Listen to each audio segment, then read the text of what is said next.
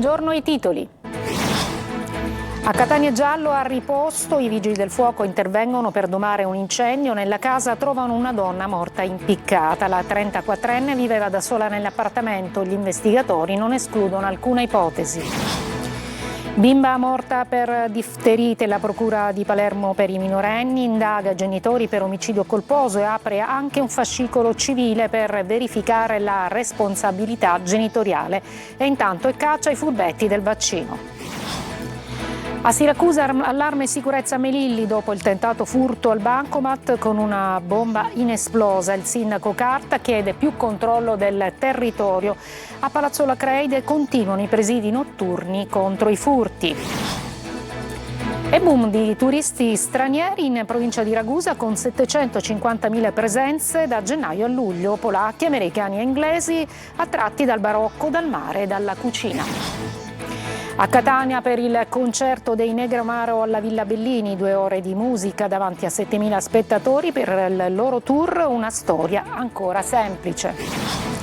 Calcio, oggi pomeriggio per il Catania al Massimino, il primo match di campionato contro l'Inter Under 23. 2 le possibili novità in formazione rispetto a Parma, attesi 15.000 spettatori. Calcio esordio in campionato stasera per il Palermo che al Barbera affronterà la Juve Stabia. Inzaghi ha pochi dubbi di formazione.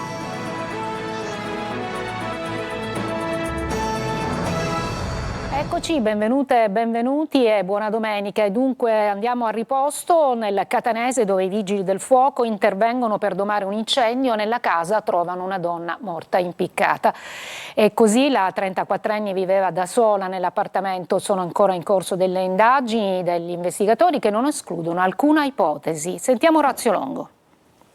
Le ipotesi sono diverse e tutte al vaglio degli inquirenti. Si indaga per capire cosa è successo in questa abitazione di via Circunvallazione a Riposto, nel Catanese, dove una donna di 34 anni è stata trovata morta impiccata.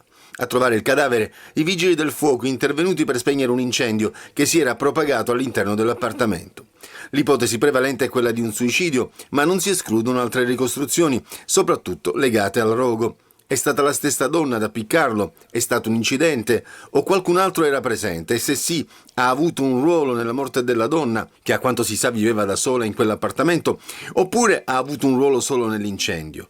Può questo incendio essere stato appiccato da un terzo estraneo che ha voluto coprire le sue tracce per paura di essere coinvolto nel fatto, oppure perché il fatto lo ha commesso? Il corpo della donna è stato trovato annerito. Nell'abitazione è intervenuta una squadra specializzata dei vigili del fuoco proveniente da Palermo per accertamenti sulle cause delle fiamme. La procura di Catania disporrà l'autopsia per fugare dubbi sulle cause della morte. I carabinieri di Giara e della sezione investigazioni scientifiche stanno cercando di ricostruire la vicenda e di verificare tutte le ipotesi. La Procura per i minorenni di Palermo ha aperto un fascicolo civile per verificare le scelte compiute dalla famiglia. Sullo sfondo restano la mancata vaccinazione contro la difterite e la morte della piccola Anna Rosa di 4 anni. Sentiamo Gerri Italia. Non c'è soltanto l'inchiesta penale. Dopo l'iscrizione già avvenuta dei genitori di Anna Rosa nel registro degli indagati per omicidio colposo per omissione, sulla famiglia si accende anche la lente della Procura per i minorenni. La procuratrice Claudia Caramanna ha aperto un fascicolo civile per valutare l'idoneità e la responsabilità genitoriale dei coniugi Bartolotta, un procedimento distinto da quello penale che punta a verificare soprattutto le condizioni e la tutela degli altri figli della coppia. Al centro delle verifiche c'è la scelta di non sottoporre i bambini alle vaccinazioni obbligatorie, compresa quella contro la difterite, malattia che da decenni può essere prevenuta attraverso l'immunizzazione. Nel frattempo proseguono gli accertamenti della Procura di Palermo, coordinati dal procuratore Maurizio De Lucia e dalla procuratrice aggiunta Laura Vaccaro. Sono già stati ascoltati i medici dell'ospedale dei bambini dove Anna Rosa è morta e la pediatra che aveva visitato la bambina prima del ricovero al cervello. Mercoledì è previsto l'esame autoptico. L'iscrizione dei genitori effettuata ieri consente loro di partecipare agli accertamenti attraverso i propri consulenti. Dalle prime testimonianze emerge un contesto familiare caratterizzato da un forte rifiuto delle vaccinazioni, alimentato anche dal timore di un presunto collegamento con l'autismo, una convinzione che sarebbe stata rafforzata, secondo quanto riferito, dalla storia di un cugino. La scelta non avrebbe riguardato soltanto Anna Rosa, anche gli altri figli non risultavano vaccinati. Dopo la tragedia però i genitori avrebbero dato il loro consenso all'immunizzazione. Ora i 2 fascicoli, penale e civile, procedono parallelamente. Da una parte si cerca di stabilire se vi siano responsabilità nella morte della bambina, dall'altra si valuta quale sia il livello di tutela necessario per gli altri minori della famiglia. E sul caso la Procura per i minorenni, sempre di Palermo, accende i riflettori anche sui bambini non vaccinati. Al centro dell'inchiesta il sistema delle prenotazioni ripetute usato per rinviare appunto la vaccinazione. Ancora Geritalia. La lotta ai furbetti del vaccino entra nelle scuole palermitane. A poche settimane dalla riapertura degli istituti, la Procura per i minorenni ha disposto controlli urgenti nelle materne e nelle elementari della zona nord per verificare quanti bambini siano o stiano per entrare in classe senza essere in regola con gli obblighi vaccinali. Nel mirino c'è soprattutto un meccanismo diventato, secondo le autorità sanitarie, una falla del sistema.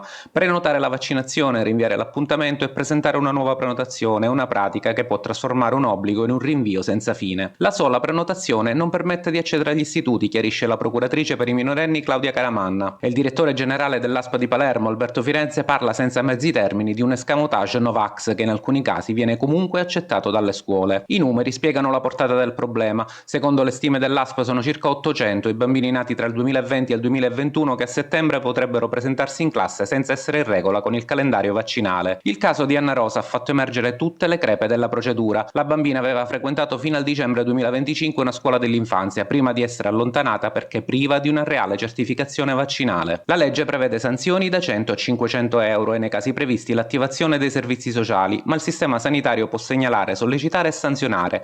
Non può materialmente obbligare una famiglia a vaccinare il proprio figlio. Intanto, dopo la morte di Anna Rosa, Palermo ha reagito con una vera corsa ai vaccini. Nei centri sono aumentate le richieste di richiami e di controlli dei libretti sanitari. A Pallavicino è stato potenziato il personale, mentre in via Arcoleo le scorte di Esavalente sono state rapidamente esaurite. Mamme, padri e nonni si sono messi in fila con bambini e libretti sanitari in mano. Una madre ha sintetizzato così la paura di queste ore: non siamo ignoranti, abbiamo solo paura, ma adesso oltre alla paura arrivano i controlli e la procura vuole capire se dietro una semplice prenotazione si nasconda davvero una vaccinazione programmata o soltanto l'ennesimo rinvio. Nicolò Maggiotto, il 21enne aggredito in Spagna a Barcellona, finito in coma dopo un pestaggio di una gang nella notte tra il 12 e il 13 agosto, ha riaperto gli occhi e stretto la mano alla mamma. Tra i messaggi di solidarietà anche quello di un ragazzo siciliano di Catania che nei giorni scorsi aveva consegnato ai genitori di Nicola un santino di Sant'Agata con una preghiera di incoraggiamento. Siamo grati a tutti coloro che in questo difficile momento ci sono vicini, hanno detto i familiari di Nicola tramite il loro avvocato. E a Catania un pusher 26enne ha estratto una pistola con il colpo in canna durante un controllo di polizia nel quartiere Civita. Gli agenti dei Falchi lo avevano fermato insospettiti dal suo atteggiamento guardingo mentre stringeva il borsello dove aveva nascosto cocaina e marijuana. Andiamo in provincia di Siracusa, di nuovo paura a Melilli dopo il tentato furto alla bancomat con una bomba inesplosa.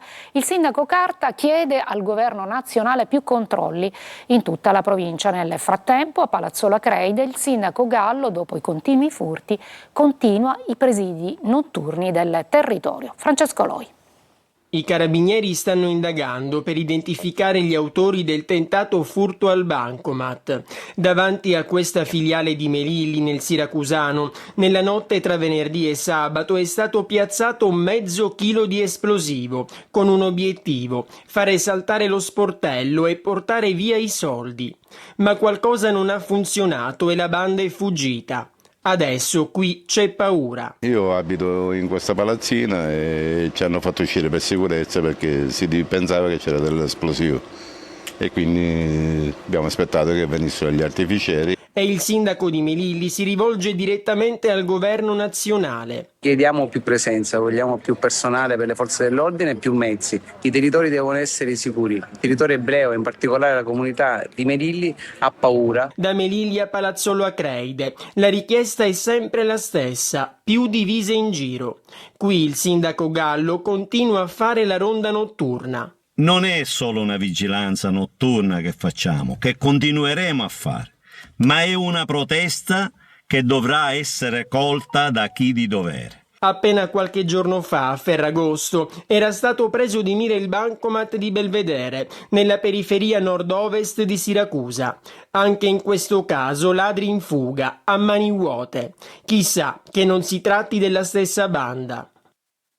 A Catania un'auto rubata, una richiesta di denaro per poterla riavere e l'appuntamento fissato per la consegna dei soldi, è il cosiddetto cavallo di ritorno, che ha portato all'arresto di un incensurato fermato dai carabinieri mentre andava a riscuotere la somma richiesta.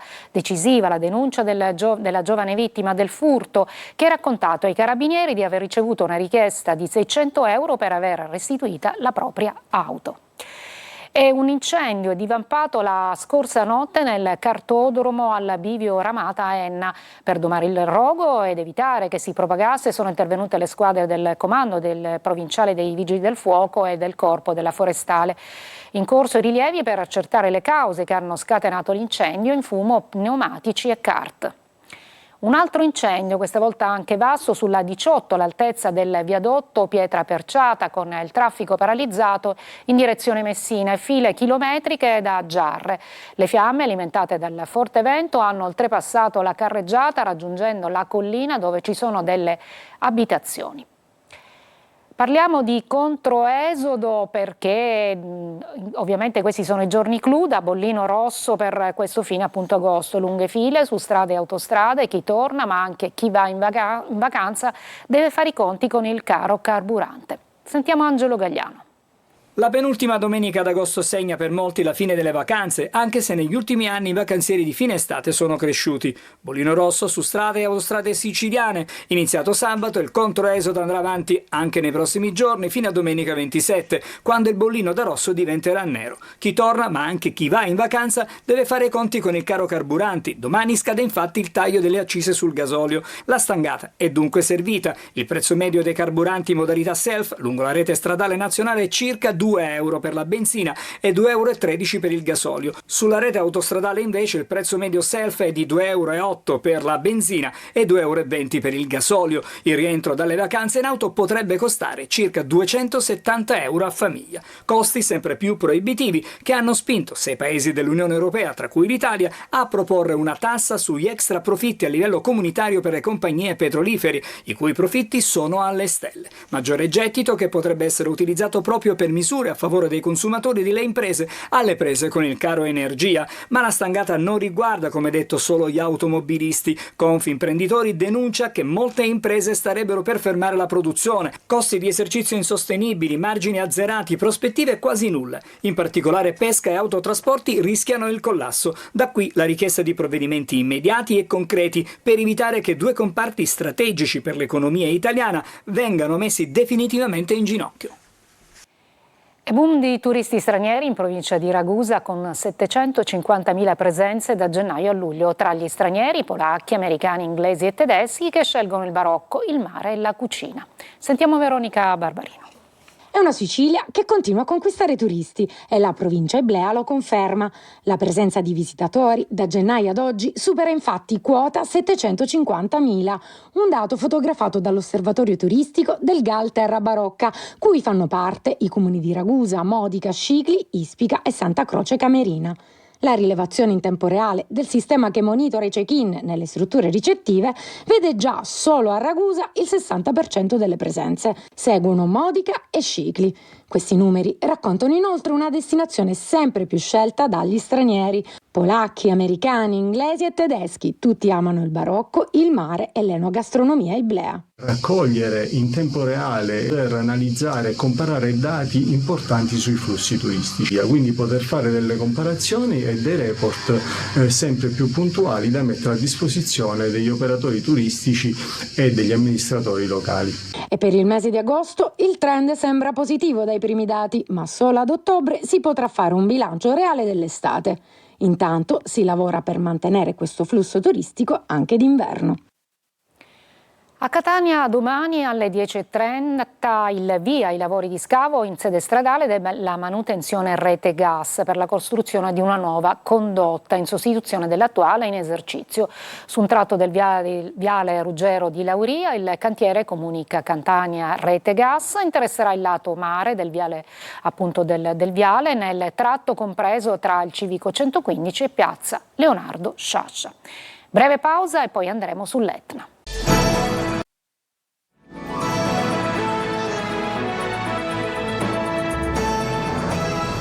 Momenti di forte apprensione sul versante orientale dell'Etna, dove gli agenti del Corpo Forestale hanno tratto in salvo un cittadino di Zafferana Etnea di 68 anni a bordo del suo quad, che era rimasto ostaggio di un branco di 10 cani a Cassone, nei pressi di Monte Pomiciaro, in una zona interdetta.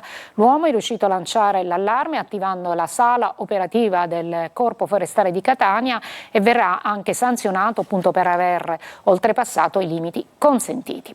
Veniamo agli spettacoli. Successo a Catania per il concerto dei Negromaro ieri alla Villa Bellini, 2 ore di concerto davanti a 7.000 spettatori per il loro tour Una storia ancora semplice. Orazio Longo.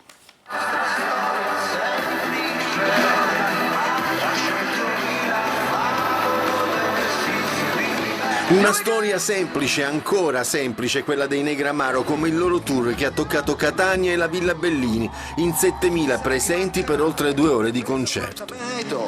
Quando ti ho visto ieri sera entrare dalla porta, ti ho messo forse più... Un evento inserito nel Summerfest, calendario promosso con il coordinamento del comune in questa estate 2026. In scaletta anche le hit che hanno reso riconoscibile il percorso musicale dei Negramaro dal 2003 a oggi.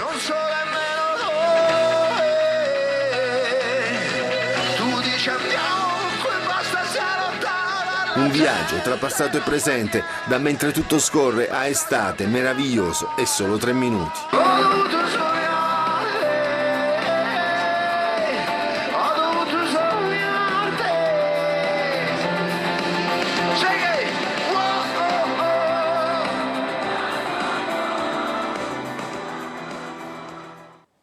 Breve pausa, la pagina dello sport con il Catania, esordio casalingo per Catania e Palermo in campionato.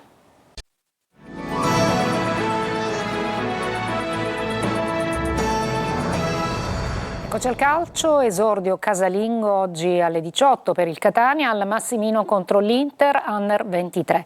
Probabili 2 novità in formazione rispetto a Parma, attesi circa 15.000 spettatori. Sergio Colosi.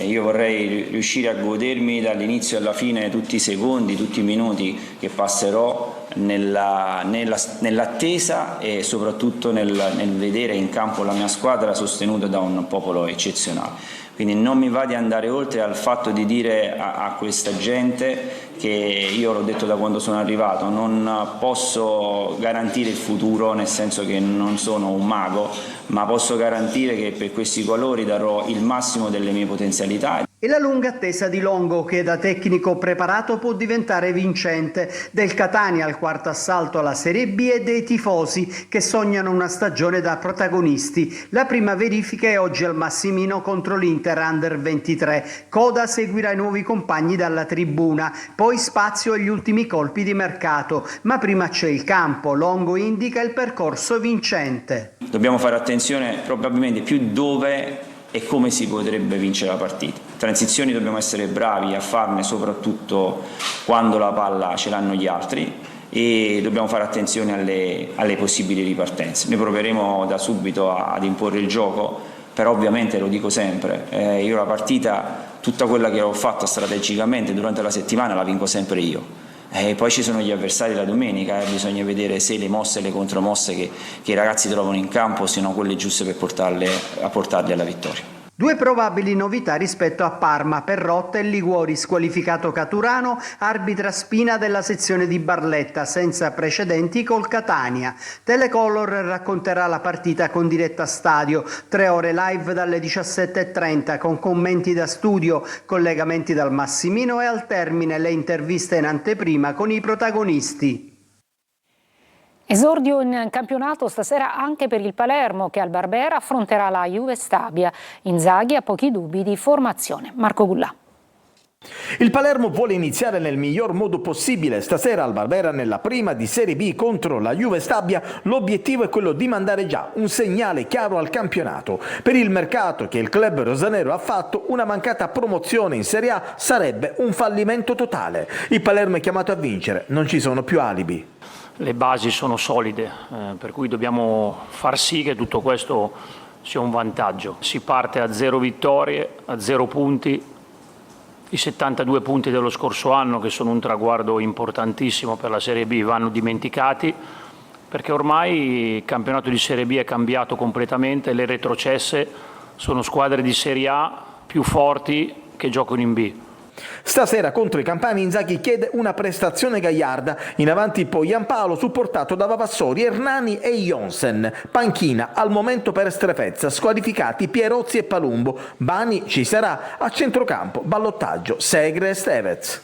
Sono sicuro che sarà più difficile che con Lecce, senza ombra di dubbio, perché è chiaro che quando affronti una partita contro una squadra di Serie A con uno stadio del genere hai poco da perdere e tutto da guadagnare. E sappiamo già la Juve Stabia quello che ci è costato lo scorso campionato, sappiamo dove è arrivata la Juve Stabia l'anno scorso, sappiamo che se non affronteremo la partita nel modo giusto insomma rischieremo, però io penso che ormai questa squadra abbia raggiunto, e mi auguro, una maturità tale che ci faccia capire che per vincerci vorrà come sempre il miglior Palermo. Fischio d'inizio stasera alle 21. È tutto, grazie per l'ascolto e buona domenica.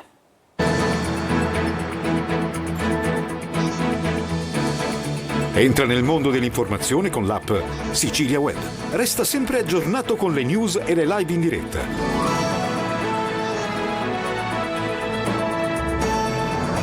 Il Catania è